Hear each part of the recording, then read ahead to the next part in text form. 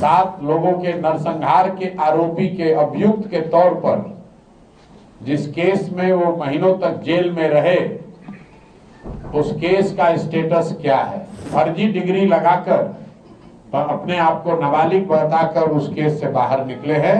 इस पर भी उनके एफिडेविट में कुछ भी नहीं लिखा है। सम्राट चौधरी बोले या उनके पिताजी बोले, जवाब तो देना ही पड़ेगा। और अब तो तारापुर से चुनाव लड़ रहे हैं, तो उनके एफिडेविट को लीगली भी चैलेंज किया जाएगा। 7 लोगों के नरसंहार के आरोपी के अभियुक्त के तौर पर जिस केस में वो महीनों तक जेल में रहे, उस केस का स्टेटस क्या है।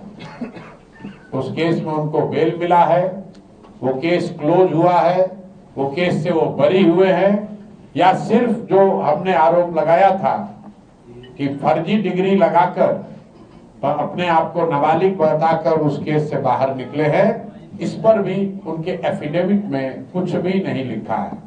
तो सम्राट चौधरी बोले या उनके पिताजी बोले, जवाब तो देना ही पड़ेगा।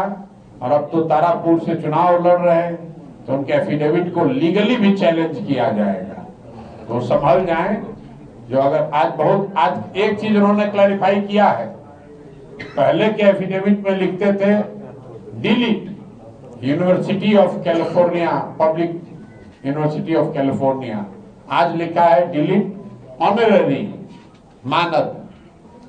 लेकिन जो अनआंसर्ड क्वेश्चन हैं, सम्राट चौधरी ने ये नहीं बताया है कि उन्होंने 10th और 12th कब पास किया है कि नहीं किया है। दूसरी बात, 1995 के नरसंहार के वो आरोपी हैं, जेल में थे, उस केस का स्टेटस क्या है। उस केस से बरी हुए, उस केस से बेल पर हैं कि उस केस को बंद कर दिया गया है। उनको ये बात अपने एफिडेविट में बतानी चाहिए थी, जो उन्होंने बताई नहीं है। एफिडेविट में नहीं बताई तो कैमरे में बताइए। कैमरे पर आते हैं, कहते हैं एफिडेविट में बताएंगे। तो उनके पिताजी के कहने से सत्य उल्टा नहीं हो सकता है। अलायंस में अभी तक सीट शेयरिंग नहीं हुआ है, लेकिन सिंबल बांटे जा रहे हैं बहुत। और मुकेश सहनी ने 3 बार प्रेस कॉन्फ्रेंस कैंसिल कर दी, बहुत ज्यादा।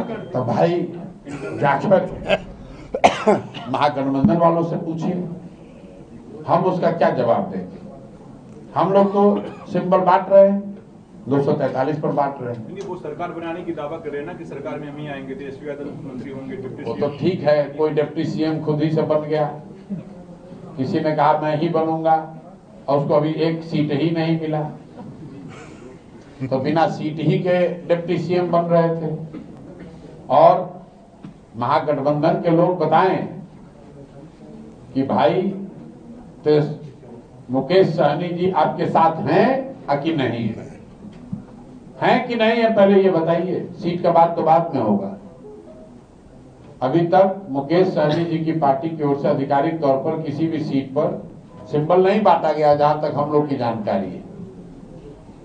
और कई जगहों पर महागठबंधन में डबल सिंबल बांटे गए, जैसे बछवाड़ा है, वहां कांग्रेस और लेफ्ट दोनों ने सिंबल बांटा है। तो वहां उनको क्लियर करना चाहिए कि क्या फ्रेंडली फाइट होगा कई सीट पे, या गठबंधन टूट गया है खाली नाम के लिए, पब्लिक को बेवकूफ, जहां हो गया वहां बन गया, जहां नहीं बना वहां नहीं बना।